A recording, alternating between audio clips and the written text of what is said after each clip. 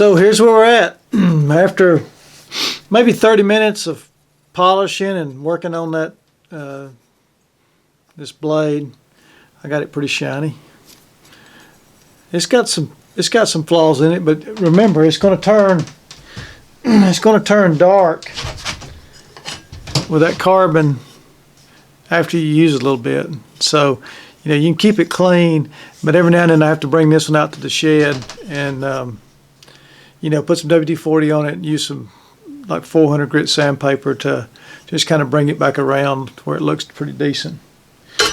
So now I'm trying to figure out what handle to use. Okay, so what I'm going to do, I'm going to sink this handle. I'm going to cut a slit, a groove in this deer antler.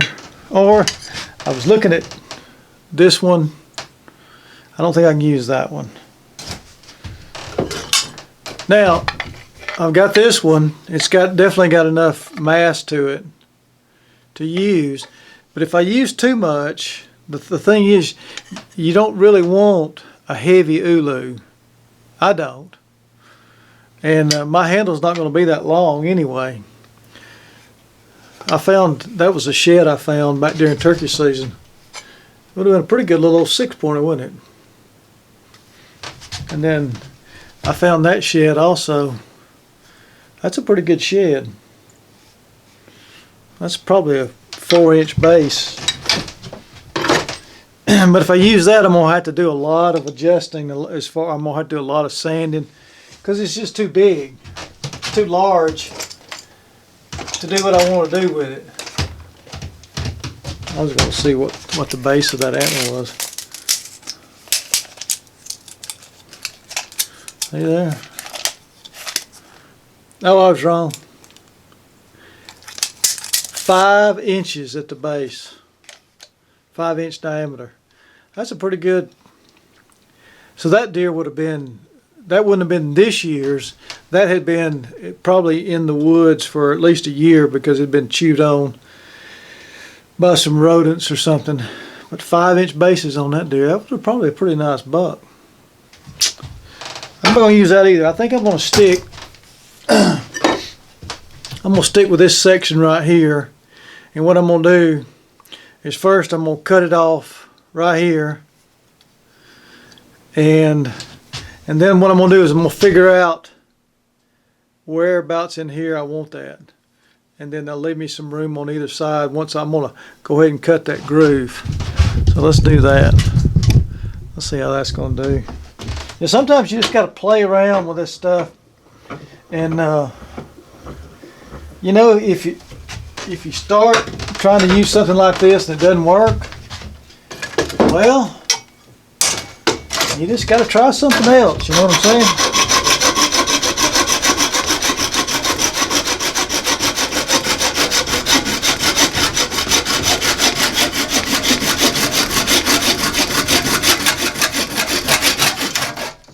Not the end of the world. I'll keep these around because I'll use them for something else. The other day I needed a ball starter for my muzzle loader because the one I bought went bad on me. And I repaired it, but I thought, well, I could make them. I'd make a ball starter easy enough. So I took a piece of a gun cleaning rod, piece of deer antler, see there, drilled it, epoxied it. It's probably in better shape than the one that I made. And then I decided it's so light I can hang it on around my neck, and I always have my ball starter.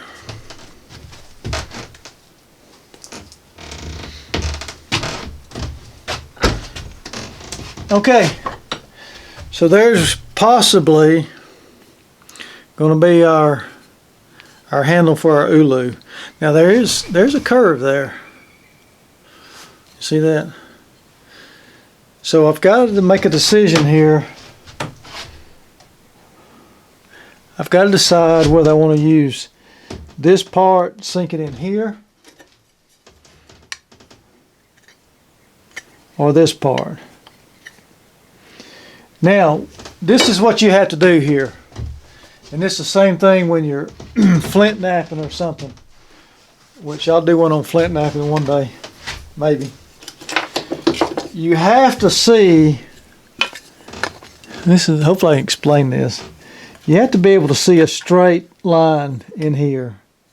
Does that make sense?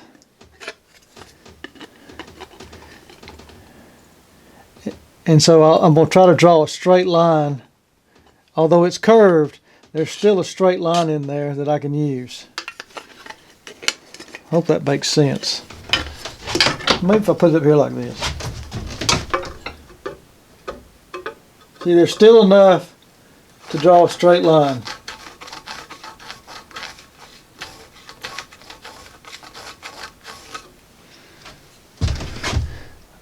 So the straight line there's still a straight line, although that's a curved antler. I doubt that makes any sense to you, and I just have to apologize. About the best I can do. Maybe when I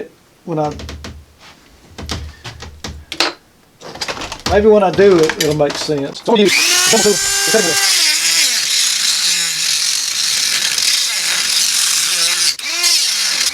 like it when I touch the damage because I miss my button.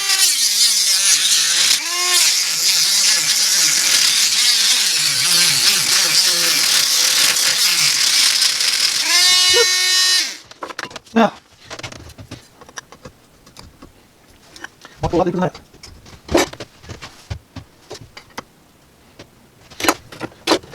What I do, we're going to get nasty now. Go back to the regular dribble tool bit.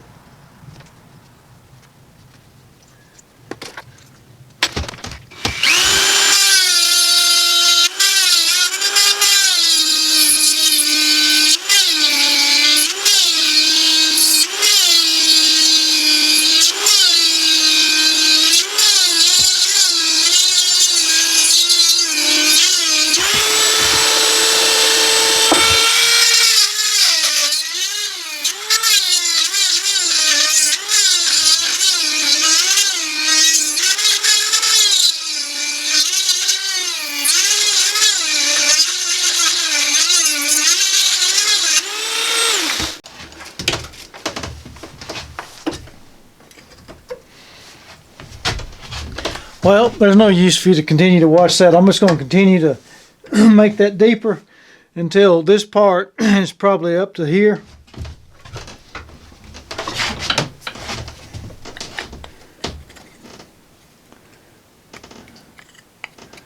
I want to be about right there where I can pin it.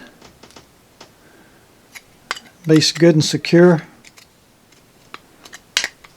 Yep.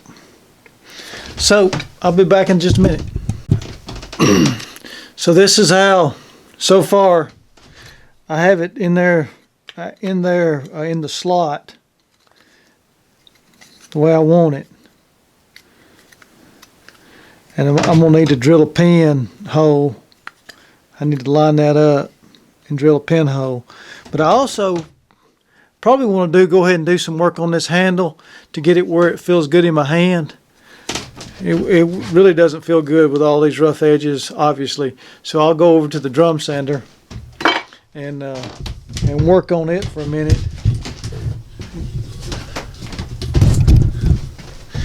And get it where I want it. I may go ahead and take some and saw that off.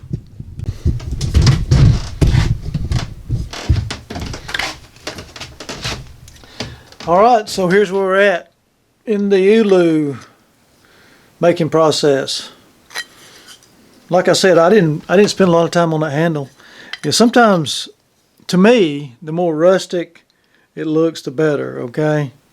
And I just think, to me, that just looks really good. And it really feels good in the hand. I think it's going to be a good working ULU. So I need to figure out about drilling the hole. And I always start off with I've showed you on the other videos, I start off with a real small drill bit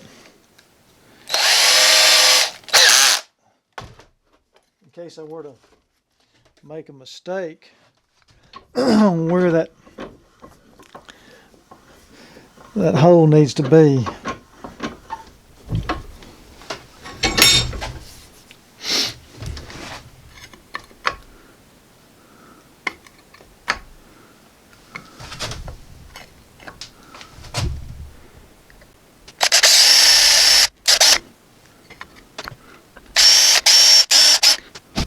Not too high.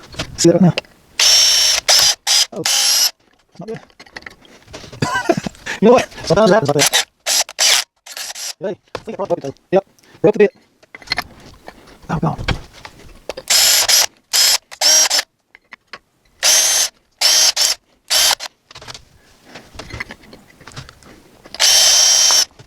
Finally. That's why I use a small bit. I make a mistake just like that. It's not a catastrophe. Another small bit and try to get through. Get a good hole established.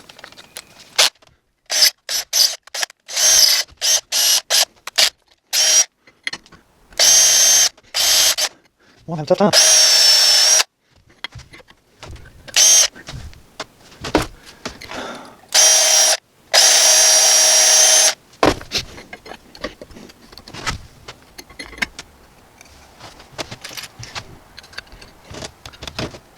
Okay, I get pins through. It's gonna be a little bitty pin. It's gonna be a lot. I'm gonna have to glue hold it in.